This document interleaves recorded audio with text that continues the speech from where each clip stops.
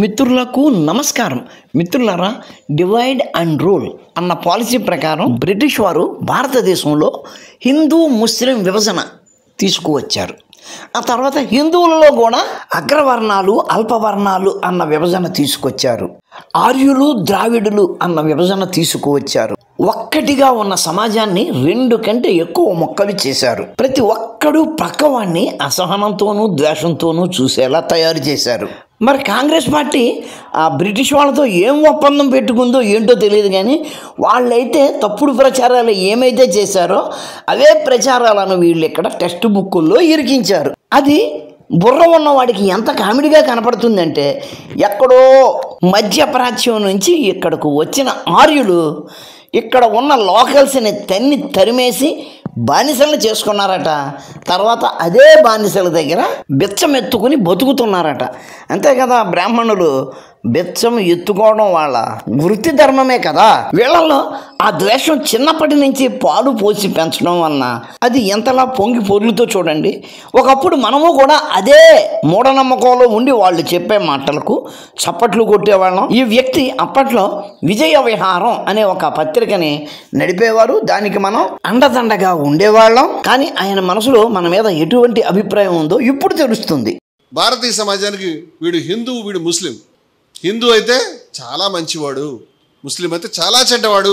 బాగుందండి, ఆ మాట ఎవడన్నాడు? ఈ దేశం ఇలా నాశనమైపోవడానికి కారణం జిన్నా అని మేము ఎప్పుడూ అనలేదు. మేము ఎప్పుడు తప్పు పట్టినా నెహ్రూ గారినే తప్పు పడతాం, కాంగ్రెస్ పార్టీనే తప్పు పడతాం. కొంపదీసి కాంగ్రెస్ను తప్పు పడితే అది ముస్లింలను తప్పు పట్టినట్టే లెక్క ఏంటి? నువ్వు ఏదో మంచి చేద్దామని చేస్తున్నటువంటి ఆర్టికల్ 370 రద్దుకి అర్థమైంది కదా ఈ వ్యక్తి ఎవరిని ఉద్దేశించి ఈ మాట్లాడుతున్నాడో. చెప్పు బాబు, చెవిలో పువ్వులు పెట్టుకున్నావు, నువ్వు చెప్పింది జాగ్రత్తగా వింటాం. ఇవాళ దాకా భారతదేశంలో కలవాలి, భారతదేశంలో ఉండాలి, ఉగ్రవాదులు మా పైన దాడి చేసినా పర్వాలేదు అని నిలబడినటువంటి కుటుంబాలు, రాజకీయ కుటుంబాలు ఏవైతే ఉన్నాయో, పార్టీలు ఏవైతే ఉన్నాయో వాటిపైన అణచివేత జరిపేవే. కశ్మీర్లో ఎవరి మీద బీజేపీ అణచివేత జరిపింది? బీజేపీ అధికారంలోకి వచ్చిందే నిన్నో మొన్న. ఓహో, ఆర్టికల్ 370 రద్దు తర్వాత చాలామంది రాజకీయ నాయకుల్ని గృహ నిర్బంధంలో ఉంచారు. దాని గురించి అని మీరు మాట్లాడుతున్నారు. దాని గురించి చివరిలో జాగ్రత్తగా మాట్లాడుకుందాం, ఓకేనా? అయినా కానీ వాళ్లను గృహ నిర్బంధంలో పెడితే మీకు కలిగిన బాధ ఏంటి? ముళ్ళు ఏమన్నా గుచ్చుకున్నాయా ఆసనంలో? కాశ్మీర్లో 3 సెక్షన్స్ ఉంటారు. అయ్యా చెప్పండి అయ్యా, ఏంటాం? భారత్లో ఉండాలి, పాకిస్తాన్లో కలవాలి, స్వతంత్రంగా ఉండాలి. ఇవే స్వతంత్రంగా ఉండాలనే వాళ్ళు 2 పక్కలు సాగొడతారు. ఆ పరిస్థితి మోడీకి ముందు ఉండేదయ్యా. ఇప్పుడు ఆప్షన్స్ ఏమీ లేవు. కంపల్సరీగా అందరూ భారత్లోనే ఉండాలి. మన మీడియాకి తెలియదు అసలు ఇంతమంది ఉన్నారండి. అంటే మీకు తెలియకపోతే ఎవ్వరికీ తెలియదు అని అర్థమా? నిజానికి 3 కాదు, అక్కడ ఉన్నది 2 వర్గాలే. ఒకటి భారత్లో ఉండాలి, భారత్లో ఉండకూడదు. ఆ భారత్లో ఉండాలి అన్నది అతి తక్కువ శాతం వాళ్ళను ఎప్పుడో అక్కడి నుంచి గెంటేశారు. మీరు అన్నట్టుగా భారత్లో ఉండకూడదు అనుకునేవాళ్ళు, ఇండివిజువల్గా ఉండాలి అనుకునేవాళ్ళు కొందరైతే, పాకిస్తాన్లో కలవాలి అనుకునేవాళ్ళు కొందరు. వాళ్ళు ఎవరు ఏమనుకున్నా మనకు ఒకటే, ఎందుకంటే వాళ్ళు మనతో ఉండడానికి ఇష్టం లేదు అనేవాళ్ళు. కాబట్టి పాకిస్తాన్లో కలవాలనే వాళ్ళని పాకిస్తాన్ ప్రభుత్వం పువ్వుల్లో పెట్టి చూసుకుంటుంది. భలేవాడివయ్యా, మేము ఇండివిజువల్గా ఉంటాము అనేవాళ్ళైనా పర్లేదు, పాకిస్తాన్ పువ్వుల్లో పెట్టుకునే చూసుకుంటుంది. ఎందుకంటే వాళ్ళు భారత్ను ద్వేషిస్తే చాలు, పాకిస్తాన్కి కావాల్సింది అదే. భారత్లో కలవాలి, కలిసి ఉండాలని చెప్తున్నటువంటి కుటుంబాల్ని మనము మొన్న అందరిని జైలులో పెట్టించాం. ఎందుకు పెట్టించారు? ఆర్టికల్ 390 ఎత్తేసిన తర్వాత అందరినీ జైళ్లలో ఎందుకు పెట్టించారు? కారణం తెలిసే అడుగుతున్నావా, తెలియకుండా మీ బంధువులకి ఇబ్బంది కలిగింది కాబట్టి ఇక్కడ గొంతు చించుకు అరుస్తున్నావా? అని షేరే కాశ్మీర్ అని చెప్పేటువంటి షేక్ అబ్దుల్లా మహానుభావుడు జిన్నాని సాహసోపేతంగా ఢీకొని ద్విజా సిద్ధాంతాన్ని అడ్డుకున్నటువంటి మహనీయుడిని 13.5 సంవత్సరాలు భారత ప్రభుత్వం, నేను ఒక పార్టీ గురించి చెప్పట్లేదు, అన్ని పార్టీలు చేసిన ఈ పాపాలు, అన్ని పార్టీలకి భాగస్వామ్యం ఉంది. 13.5 సంవత్సరాలు వితౌట్ ఎనీ క్రైమ్ జైల్లో పెట్టాం మనం. ఇక నువ్వు ముందు హిందువులు మంచోళ్ళు, ముస్లింలు చెడ్డోళ్ళు అని అంటున్నారు అన్నావు. ఆ తర్వాత నువ్వు ఆర్టికల్ 370 రద్దు చేశావు అన్నావు. ఇదే స్పీచ్లో చివరిలో ఆర్ఎస్ఎస్ మీద నీ కుళ్ళంతా వలగబోసుకున్నావు. ఇక్కడ నువ్వు హిందువుల్ని, ఆర్ఎస్ఎస్ని, మోడీని, బీజేపీని తిడుతూ షేక్ అబ్దుల్లా అరెస్ట్ గురించి ఎందుకు తెస్తున్నావు? అది నెహ్రూ గారు చేసిన అరెస్ట్ కదా. అయినా కానీ షేక్ అబ్దుల్లాని నెహ్రూ గారు అరెస్ట్ చేసే కాలానికి మోడీ గారి వయసు ఎంతో తెలుసా? 3 సంవత్సరాలు. ఇప్పుడు వచ్చి ఈ మాట అంటూ అతి తెలివితో నేను అన్ని పార్టీలని అంటున్నాను, ఒక్కరిని అనలేదు అని అంటున్నావు. ప్రభుత్వాలు రద్దు చేశాం మనం, బూటకమైన ఎన్నికలు జరిపించాం మనం, ఆ ప్రజలకు నమ్మకం లేకుండా చేసినాం మనం. వాస్తవంగా కాశ్మీర్లో ప్రభుత్వాలు చాలాసార్లు రద్దు అయ్యాయి, చాలాసార్లు ఎన్నికలు జరిగాయి. మీరు ఏ ప్రభుత్వం రద్దు గురించి మాట్లాడుతున్నారు, ఏ ఎన్నికల గురించి మాట్లాడుతున్నారు? ఆర్టికల్ 370 తర్వాత జరిగిన ఎన్నికలు బూటకపు ఎన్నికలు అంటే గనక బీజేపీ గెలవాలి కదా, మరి బీజేపీ ఎందుకు గెలవలేదు? అక్కడ జరిగినవి నిజంగా బూటకపు ఎన్నికలు అయితే గనక కాంగ్రెస్, కమ్యూనిస్టు దిక్కుమాలిన పార్టీలు ఉన్నాయి కదా, అవన్నీ చిలకడదుంప నోట్లో పెట్టు కూర్చుంటాయి అనుకుంటున్నారా? మీలాంటి పాత్రికేయులు పెన్ను జోబులో పెట్టుకొని కూర్చుంటారా? వ్యవస్థమైన నమ్మకం లేకుండా చేసినాం. అవునండి, కాశ్మీర్లో 70 ఏళ్లుగా వ్యవస్థ మీద నమ్మకం లేకుండా చేశారు. ఇప్పుడు దాన్ని సరిచేస్తున్నారు. అది మీకు ఆసనంలో ముళ్ళు గుచ్చుకున్నట్టుగా అవుతుంది, అంతేనా? కాశ్మీర్లో ప్రతి మట్టి రేణువు కూడా రక్తాన్ని స్రవించింది, అది వాస్తవం. అది పండిట్లపైన చాలా దారుణమైన దుర్మార్గాలు జరిగినాయి. ఇది వాస్తవం. పండిట్ల మీద జరిగిన దమనకాండ వాస్తవం. కానీ ఇదే పండిట్లని, ఇదే హిందువులని 1947లో దేశ విభజన జరుగుతున్నప్పుడు, అక్కడ లక్షల మంది చనిపోతున్నప్పుడు కూడా పక్కన జమ్మూలో ముస్లిం కుటుంబాలను కూడా ఆ రోజు హరిసింగ్ సైన్యం మిలాఖత్ అయి హత్యలు చేసినప్పుడు కూడా వ్యాలీలో ఒక్క నెత్తురు చెందకుండా హిందూ కుటుంబాలని అక్కడ ముస్లింస్ రక్షించుకున్నారనే విషయం మర్చిపోయాం మనం. జమ్మూలో 1,00,000 మంది ముస్లింల హతం. దాని గురించి మనం తిరిగ్గా మాట్లాడుకుందాం. అది ఎక్సోడస్ కూడా కాదు, డైరెక్ట్గా హతమే. కానీ కాశ్మీర్ విషయం చెప్పారు చూడండి, అక్కడికి వద్దాము. అక్కడ కొంతమంది హిందువులను కొంతమంది ముస్లింలు కాపాడారు అని. దేని నుంచి కాపాడారు? దాడుల నుంచి, అంతేనా? ఇంతకీ ఆ దాడులు చేసింది ఎవరు? కాశ్మీరీ ముస్లింలే కదా. ఆ దాడుల్లో వాళ్ళు చాలా మందిని లేపేశారు, చాలా మంది అక్కడి నుంచి పారిపోయారు. 1947 is a great exodus, great Hindu exodus of Kashmir. అంటే మాట వరుసకి అక్కడ ఉన్న కాశ్మీరీ ముస్లింలు 1,00,000 మంది అనుకుంటే, ఆ 1,00,000 మంది ముస్లింలు అక్కడ ఉన్న హిందువుల మీద దాడులు చేస్తుంటే అందులో 10-15 మంది ముస్లింలు, ఓ 10-15 మంది హిందువులను కాపాడి ఉండవచ్చు. ఒక 100 మందిని చంపేస్తుంటే 101వ వాడు 101వ వాడిని కాపాడితే అది గొప్పగా చెప్తావు, వాళ్ళను చంపిన విషయం దాచేసి. ఇవాళ మనకి ఏమి కనిపించడం లేదు. హిందూ అంటే జాతీయవాది, ముస్లిం అంటే జాతి వ్యతిరేకి. ఎవడన్నాడు ఆ మాట పదే అని హిందువులు అలా అంటున్నారు అని నువ్వు రుద్దేస్తే సరిపోదు. ఎవడన్నాడో ఆ రుజువులు చూపించాలి. నువ్వు ప్రూవ్ చేసుకోవాలి. నువ్వు ముస్లింగా పుడితే నీకు కూడా దేశభక్తి ఉందని ప్రూవ్ చేసుకోవాలి. మేమిక్కడ దేశభక్తిని ప్రూవ్ చేసుకోమని ఎవరిని అడగట్లేదు, దేశీయతను ప్రూవ్ చేసుకోమంటున్నాం. అంటే నేషనాలిటీకి రుజువులు చూపించమంటున్నాం. అది కూడా మేము అలా అడిగిన ప్రతివాడు ముస్లిమే అయి ఉంటున్నాడు. మేము నేషనాలిటీ గురించి ప్రశ్నించిన ప్రతివాడు ముస్లిమే ఎందుకు అవుతున్నాడు అంటే, వాడు పాకిస్తాన్ నుంచి కానీ, బంగ్లాదేశ్ నుంచి కానీ, బర్మా నుంచి కానీ వస్తున్నాడు. మా కర్మకాలి ఆ 3 దేశాల నుంచి వచ్చేవాళ్ళు ముస్లింలే అయి ఉంటున్నారు.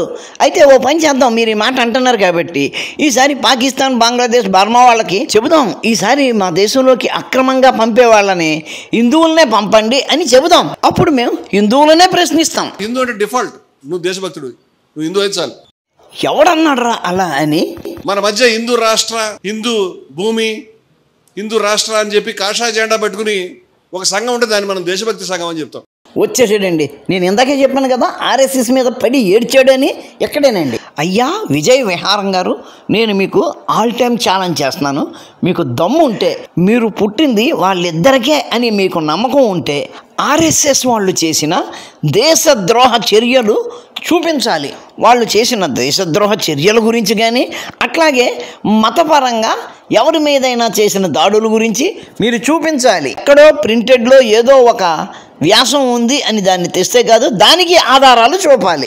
అలా ఎవరైనా ముస్లిం సంస్థను పెట్టుకుని ముస్లిం భూ అని ముస్లిం జెండా ఎగరేసి తిరిగేస్తే అతని జాతి వ్యతిరేక అయిపోతుంది. సిగ్గులేదా మనకని అడుగుతున్నాను. ఎవరినన్నారా? ఏ ముస్లిం సంస్థను అన్నారు? ఆ సంస్థ పేరు చెప్పు, అన్నవాళ్ళ పేరు చెప్పు. అంతదాకా ఎందుకు? వేములవాడ రాజన్న గుడిలో ఒక దర్గా ఉంది, ఆ దర్గా గురించి నేను మాట్లాడతాను. ఏమండి, హిందూ దేవాలయంలో ఒక ముస్లిం దర్గా ఎందుకు ఉంది అని ఎవరన్నా అడిగారు అనుకోండి, నేనే చెప్తాను. బాబు, ఒకానొక శివరాత్రి రోజున హిందువులందరూ శివుడికి అభిషేకాలు చేసుకొని పూజలు చేసుకుంటూ ఉంటే ఒక ముస్లిం వచ్చి ఆ శివుడి మీద అల్పాచమనం చేశాడు. దాంతో ఉన్న అక్కడ భక్తులు కోపం వచ్చి అతన్ని కొట్టారు. ఆ దెబ్బలకు వాడు చచ్చాడు.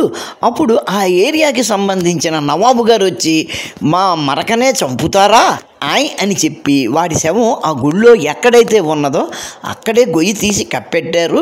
కప్పటమే కాక ఈ దేవుడి దగ్గరికి వచ్చి దండం పెట్టుకునేవాళ్ళు ముందు మా శవానికి దండం పెట్టుకోవాలి అని ఆయన ఆర్డర్ వేశాడు. రాజాజ్ఞను ఎవ్వడూ ధిక్కరించకూడదు కాబట్టి ఆ విధంగా ఆ శవానికి దండం పెట్టడం ప్రారంభించారు. ఆ నవాబు వెళ్ళిపోయాడు, నవాబుల కాలం వెళ్ళిపోయింది, తెల్లదొరలు వచ్చారు, వాళ్ళ కాలం కూడా వెళ్ళిపోయింది, నల్లదొరలు వచ్చారు. ఆ నల్లదొరలు వచ్చిన తర్వాత కూడా 35 శతాబ్దం గడిచిపోయింది. ఇప్పుడు వాళ్ళ మీద ఎటువంటి అబ్లిగేషన్ లేదు అక్కడికి వెళ్ళి మొక్కాలి అని. కానీ హిందువులు ఇప్పటికీ కూడా శివలింగం మీద ఉచ్చపోసిన మరకవాడి శవానికి దండం పెడుతూ ఉన్నారు. ఇప్పుడు నేను చెప్పింది యథార్థం. ఒకవేళ ఇది అబద్ధం అయితే అబద్ధము అని నువ్వు నిరూపించు. నేను జరిగిన యథార్థాన్ని చెబుతున్నాను, కానీ నువ్వేమంటావు? నువ్వు మత విద్వేషాలు రెచ్చగొడుతున్నావు అని నన్ను అంటావు, అంతేనా? మన యొక్క ద్వంద్వ ప్రమాణాలకి మనకి సిగ్గులేదా? అయ్యా విజయ విహారం గారు, ఎవరివి ద్వంద్వ ప్రమాణాలు? సిగ్గు లేనిది ఎవరికి?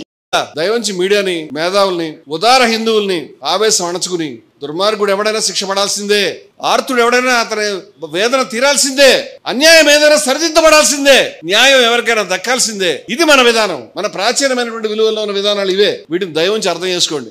ఇప్పుడు మీరు చెప్పినవన్నీ కూడా హైందవ ధర్మం చెబుతుంది, అంతేనా? రాజ్యాంగం కూడా అదే చెబుతుంది.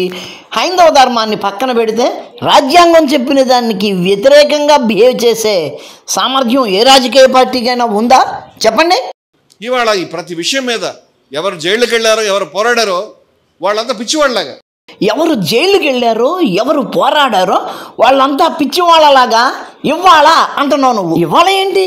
1947లోనే అట్లా పోరాడిన వాళ్ళు, జైళ్ళలో మగ్గిపోయిన వాళ్ళు పిచ్చివాళ్ళ కిందే లెక్క అయ్యారు. ఇక్కడ కనిపిస్తున్న వీర్ సావర్కర్ గారి పేరు ముందు వీర్ చేర్చినందుకు నన్ను దేశద్రోహి కిందే లెక్కెడుతున్నారు. ఆయన దేశ స్వాతంత్రం కోసం 37 సంవత్సరాలు జైల్లో ఉన్నారు. 2 యావజ్జీవిత కారాగార శిక్షలు అందుకున్న ఏకైక స్వాతంత్ర సమరయోధుడు ఈయన. ఆయనకు సంబంధం లేకపోయినప్పటికీ గాంధీ గారి హత్య కేసులో ఆయన్ని కావాలని ఇరికించారు. ఎందుకు అంటే తదుపరి ఎన్నికలలో ఈయన నెహ్రూ గారికి ప్రత్యర్థి అవుతాడు అన్న భయంతో. జైలుకి వెళ్ళిన వాళ్ళను, పోరాడిన వాళ్ళను ఈ రోజున పిచ్చివాళ్ళ కింద చెబుతున్నారు అని మీరు అంటున్నారు. అంటే ఆ రోజునే స్వాతంత్రం వచ్చిన వెంటనే అధికారంలో ఉన్న వాళ్ళు అటువంటి వాళ్ళను కొంతమందిని పిచ్చివాళ్ళు అన్నారు. అటువంటి వాళ్ళు మరికొందరిని ఈ రోజున మేము పిచ్చివాళ్ళు అంటున్నాం. తేడా ఏంటి? నెహ్రూ గారేమో సిగరెట్లు కాల్చుకుంటూ అమ్మాయిల వెనకాల తిరిగే మనిషి కింద, గాంధీ గారేమో ఆడవాళ్ళతో డ్యాన్స్ చేసే మనిషి కింద. అసలు ఏం జరుగుతుందో అర్థం కావట్లేదు. అదేనయ్యా, మాకు అర్థం కావట్లేదు. ఆ ఫోటోలన్నీ మేము క్రియేట్ చేసినవి కాదు కదా. నెహ్రూ గారు అధికారంలో ఉండగానే, నెహ్రూ గారు బతికి ఉండగానే ఆ ఫోటోలన్నీ న్యూస్ పేపర్లలో తిరిగినయ్యా లేదా? వాటికి మేము ఇప్పుడు క్యాప్షన్స్ పెడుతున్నాం అంతే. ఆ రోజున కూడా ప్రజలు అలాగే అనుకున్నారు, కానీ అప్పుడు మీడియా వాళ్ళ చేతుల్లో లేదు. ఇప్పుడు సోషల్ మీడియా మా చేతుల్లోకి వచ్చింది కాబట్టి ఆ క్యాప్షన్స్ ఇప్పుడు బయటకు వస్తున్నాయి అంతే. నేను ఇవాళ మధ్యాహ్నం చూస్తే మౌలానా అబుల్ కలాం ఆజాద్ ఎవరో వీడియో పెట్టారు. విద్యామంత్రిని ముస్లిం అంటే ఇంక దుర్మార్గుడే. ముందు నీ మనసులోని పెంటను బయటకు తీసేసి మాట్లాడు. ముస్లిం అంటే దుర్మార్గుడు కాదురా. ఆ విద్యామంత్రికి ప్రాథమిక విద్య కూడా లేదు. ఆయన విద్య అంతా కూడా మతపరమైనదే. ఒక ముల్లా మౌలీకి ఎటువంటి విద్య అయితే కావాలో ఆ విద్యనే ఆయన అభ్యసించాడు. ఎటువంటి విద్య లేని వాడిని విద్యాశాఖ మంత్రిగా పెట్టడం మీదే అక్కడ మాట్లాడారు. ఇప్పుడు ఒక ముల్లానో మౌల్వీనో తీసుకొచ్చి government hospital head of the డిపార్ట్మెంట్గా పెడతాను అంటే నువ్వు ఒప్పుకుంటావా? ఒప్పుకోవు కదా. కానీ దేశ భవిష్యత్తును తీర్చిదిద్దే విద్యాశాఖను మాత్రం ఒక మౌల్వీకి అప్పగించారు అని మేము అంటున్నాం. వేల సంవత్సరాల భారతీయ చరిత్రను ancient India, medieval India, modern India అని 3 ముక్కలు చేసి ఏన్షియంట్ ఇండియా అనేది ఎప్పుడో జరిగింది, దానికి మనకి రిలవెన్స్ లేదు అని దాన్ని రైట్గా చెప్పి ముస్లింలు అంటున్నారు చూసావా, వాళ్ళ కథలతో మొత్తం చరిత్రని నింపేశారు. ఆ వంకతో దేశాన్ని 500 సంవత్సరాలు పాలించిన శాతవాహన వంశం గురించి పేజీ రాశారు. కేవలం 5 సంవత్సరాలు ఈ దేశాన్ని పాలించిన షేర్షా సూరి అనేవాడి కోసం 4 పేజీల చరిత్రను ఇరికించారు. అఫ్కోర్స్ వాడు దేశాన్ని 5 సంవత్సరాలే పాలించినప్పటికీ అంతకుముందు ఇంకొక 5 సంవత్సరాలు 10 సంవత్సరాలు ఒక ప్రాంతాన్ని పాలించాడు. కానీ వాడు దేశాన్ని పాలించింది అయితే 5 సంవత్సరాలే కదా. భారతదేశ చరిత్ర మొత్తం ముస్లింల మీదే నడిచింది కదా. అంతేందుకు, ఈ దేశానికి చెందిన 2 పురాతన నగరాలు బయట పెడితే హరప్ప, మొహంజోదారో వాటి గురించి ఏం చెప్పారు? వాటికి ఈ దేశానికి సంబంధం లేదట. ఈ దేశంలో పరిడి వెళ్ళిన 2 నాగరికతలు ఈ దేశానికి సంబంధం లేనివి. వాళ్ళు ఎక్కడి నుంచో వచ్చి ఇక్కడ వాళ్ళని తరిమేసి అక్కడ బతికారు. ఏంటా తప్పుడు కథలో? బ్రిటిష్ వాడైతే చెప్పుకోవాలి, చెప్పుకున్నాడు. ఎందుకు అంటే పాలకుడైన వాడికి లేని చరిత్ర పాలితులకు ఉంటే వాళ్ళు భరించగలరా? కానీ స్వతంత్రం వచ్చిన తర్వాత మన కథను మనం చెప్పుకోవాలి కదా. దాన్ని ఎందుకో అలాగే నడిపారు. ఈ బతుకు చెడ మీరు ఆరాధించే పెద్దలంతా కూడా బ్రిటిష్ వాళ్ళతో తొత్తుల్లో మిలకతాయి తిరిగినప్పుడు. మేము ఆరాధించే వాళ్ళల్లో నువ్వు ఎవరి గురించి మాట్లాడుతున్నావో నాకైతే తెలియదు. మీరైతే కరమ్చంద్ గాంధీ గారిని అభిమానిస్తారు కదా, మరి ఆయన మాత్రం ఏం రాశారు? I beg to remain your royal highnesses faithful servant అని ఆయన చెప్పుకున్నారు. నిజానికి అది తప్పు కాదు. మనం ఒకరి దగ్గర నుంచి ఏదైనా ఆశిస్తూ దానిని అభ్యర్థిస్తున్నప్పుడు వారితో చాలా మర్యాదగానే ప్రవర్తించాలి, మర్యాదగానే మాట్లాడాలి. ఇక్కడ గాంధీ గారు చేసింది కూడా అదే. మా వాళ్ళు అంటూ వాళ్ళు ఏదో చేశారంటూ మీరు ఏదో చెప్పారు చూసారా, అది కూడా అటువంటి విన్యాసమే అయి ఉంటుంది. మీరు స్పెసిఫిక్ పర్సన్ లేదా స్పెసిఫిక్ ఇన్సిడెంట్ ఏదో చెప్పలేదు కాబట్టి నేను ఇంతకంటే ఎక్కువ ఆ విషయంలో జవాబు చెప్పలేను. జైళ్లలో బతి ఉన్నటువంటి వాళ్ళు జాతీయ నాయకులు, ఆజాద్ కావచ్చు, నెహ్రూ కావచ్చు, గాంధీ కావచ్చు, ఇవాళ నీకేమి ఏం మోరల్ రైట్ ఉందని నువ్వు మాట్లాడతావు? అదేంట్రా, ఈ దేశాన్ని పాలించిన వాళ్ళను ఈ దేశం యొక్క పౌరుడిగా ప్రశ్నించే హక్కు నాకు మాత్రమే ఉంది. ఇండియా, చైనా, ఇజ్రాయెల్ ఈ 3 దేశాలు సుమారుగా ఒకే కాలంలో స్వతంత్రాన్ని సంపాదించుకున్నాయి లేదా దేశాన్ని ఏర్పరచుకున్నాయి. మరి ఆ 2 ఎట్టా ఉన్నాయి, ఈ 2 ఎట్టా ఉన్నాయి ఈ రోజునంటే మోడీ ఉన్నాడు కాబట్టి, మోడీ వచ్చాడు కాబట్టి కనీసం ఈ పద్ధతిలోనే ఉంది. కరెక్ట్గా 10 సంవత్సరాల క్రితం మీ కాంగ్రెస్ పాలనలో పరిస్థితి ఏంటి?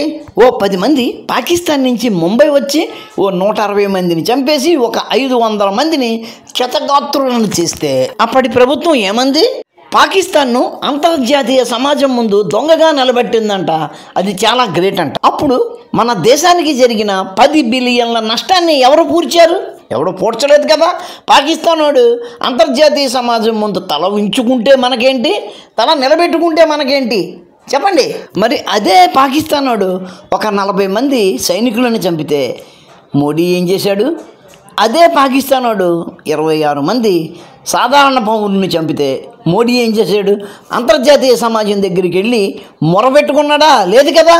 ఇప్పుడు మీరు తిడుతున్నారు చూసారా, ఆ మోడీ గురించే నేను చెప్తున్నాను. ఇటువంటి భాష్యాలు చెప్పేటువంటి యూట్యూబర్స్ మధ్య విద్వేషాన్ని పెంచే వాళ్ళ మధ్య నిలబడి మనం మాట్లాడుతున్నాం అనే విషయం మనం గుర్తుపెట్టుకోవాలి. అరే బాబు, ఇప్పుడైతే మేము మాట్లాడుతున్నాం కానీ 75 సంవత్సరాలుగా నీలాంటి వాళ్ళు చెప్పిన నీతి సూత్రాలు, ఎర్రిపప్ప కబుర్లు వింటూనే మేము బతికాం. ఇప్పుడే మాలాంటి వాళ్ళు కళ్ళు తెరిచి ప్రశ్నిస్తున్నారు, మాట్లాడట్లేదు. దమ్ము ఉంటే జవాబు చెప్పు, ఇలా ఏడవడం కాదు. ఎందుకంటే ఏ ప్రాచీనమైనటువంటి విలువల గురించి మాట్లాడుతున్నామో, ఏ ప్రాచీనమైన భూమి మీద నుంచి మాట్లాడుతున్నామో ఆ భూమికి ఉన్నటువంటి అత్యంత ప్రధానమైన మొదటి లక్షణం ఏమిటంటే దేశాన్ని వ్యతిరేకించడం. అవును, 2 ప్రధాన లక్షణాలు ఉన్నాయి. ఒకటి దేశాన్ని వ్యతిరేకించడం, 2 యథార్థాన్ని ఒప్పుకోవడం. మీరేంటి ఒకటే చెప్తున్నారు, రెండో దాని గురించి మాట్లాడట్లేదు? దాని నుంచి హెచ్పి చెప్పక్కర్లేదు, స్వామివారి చెప్పక్కర్లేదు, అన్నమేఘ నక్షత్రం ఎవరు చెప్పక్కర్లేదు. ఈ నేలలో ప్రతి అణువు చెప్తుంది ఆ విషయాన్ని. తతోన విజుగుప్సతే మా విద్వేషావహి, ఈ మాటలు లేకుండా అసలు మన మంత్రాలు లేవు. ఎవరిని ఎవరు ద్వేషించలేదు. మన పుస్తకాలన్నింటిలో ఏమైనా ఉందని చెప్పొచ్చు, ఎన్ని పొరపాట్లు కూడా ఉన్నాయని చెప్పొచ్చు. నన్ను క్షమించండి ఆ మాట అంటున్నందుకు, కానీ ద్వేషం ఉందని ఎవరు చెప్పలేరు. ఇక్కడ ప్రాబ్లం ఏంటంటే ఉన్న యథార్థాన్ని చెబితే దాన్ని ద్వేషం కింద మీరు అనుకుంటున్నారు. ఒకడు కొట్టాడు అనుకోండి, పలానా వాడు కొట్టాడు అని చెబితే ఆ మతం మీద మీకు నేను ద్వేషం చూపిస్తున్నాను అనుకుంటున్నారు. అంటే ఇప్పుడు నన్ను సలీం గారు కొడితే ఆ సుబ్బారావు గారు నన్ను కొట్టాడు అని చెప్పాలా? మస్తాన్ గారు నన్ను కొడితే ఆ శాస్త్రి గారు నన్ను కొట్టాడు అని చెప్పాలా? భలే మనుషులు దొరికారురా. మిత్రులారా, ఇలాంటి వాళ్ళు మనకు చాలామంది ఎదురవుతున్నారు, చాలా కబుర్లు చెప్తున్నారు. మనం అన్నిటినీ కూడా ఎగ్జామిన్ చేసి అందులో తప్పులు చెప్పి తీరాలి, లేకపోతే కొంతమంది అదే నిజం అనుకుంటారు. వీడియో నచ్చితే లైక్ చేయండి, షేర్ చేయండి, మీ కామెంట్ పెట్టండి. మన ఛానల్ని ఇంకా సబ్స్క్రైబ్ చేసి ఉండకపోతే వెంటనే సబ్స్క్రైబ్ చేయండి. ఉంటాను, నమస్కారం. మతోన్మాదంపై రామబాణం.